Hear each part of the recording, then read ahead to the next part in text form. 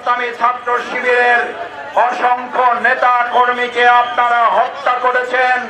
তার দায়ে দেশের প্রচলিত আইন এবং জনগণের আদালতে বিচারের মুখোমুখি হয়ে শাস্তি কার্যকর না হওয়া পর্যন্ত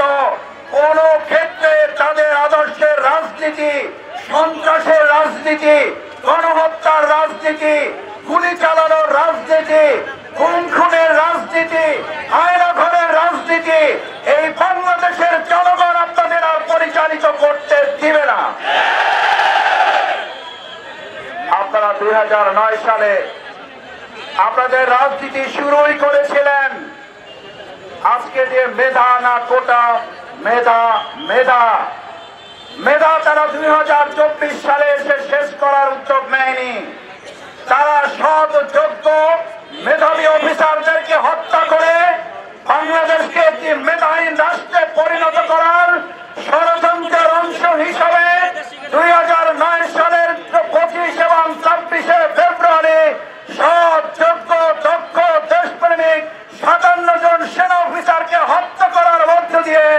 একটা অন্ধকারের রাষ্ট্র এবং মেধাহীন রাষ্ট্র তৈরি করতে চেয়েছিল। আমার ভাই এবং বন্ধুগণ, 6000 mAh battery, one and only Power Master Next G N73. আজকে তারা যে মেধাহীন রাষ্ট্র পরিণত করে চলেছিল, তারা বেগমপাড়া করেছে, তারা পার্শ্ববর্তী রাষ্ট্রে লুকানোর চেষ্টা করেছে, কিন্তু এদেশের মেধাবীদেরকে নষ্ট করে শিক্ষা প্রতিষ্ঠানগুলোকে ধ্বংস করে এগুলোকে সন্ত্রাসীদের এক একটা আখড়ায় পরিণত করে খাতা কলমের পরিবর্তে সেখানে অস্ত্র, পিস্তল, বন্দুক দিয়ে এক একটা বিশ্ববিদ্যালয়ের হলকে তারা এক একটা ক্যান্টনমেন্টে পরিণত করেছিল। ভবিষ্যতে বাংলাদেশের সমস্ত বিশ্ববিদ্যালয় সৎ যোগ্য দক্ষ মেধাবী নেতৃত্ব ছাড়া তাদের সন্ত্রাসের রাজনীতি আর চলতে দেওয়া হবে না, হবে না, হবে না। সম্মানিত শিক্ষার্থী, ছাত্র জনতা, ভাই এবং বন্ধুগণ, প্রধান অতিথি কথা বলবেন। আমি শুধু এই কথাটি বলে শেষ করতে চাই, 2024 সালের 5ই আগস্ট জুলাই গণ অভ্যুত্থানে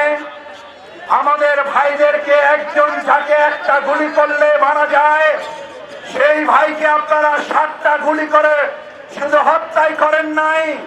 তার মগজকে গুলি করে বের করে দিয়েছেন।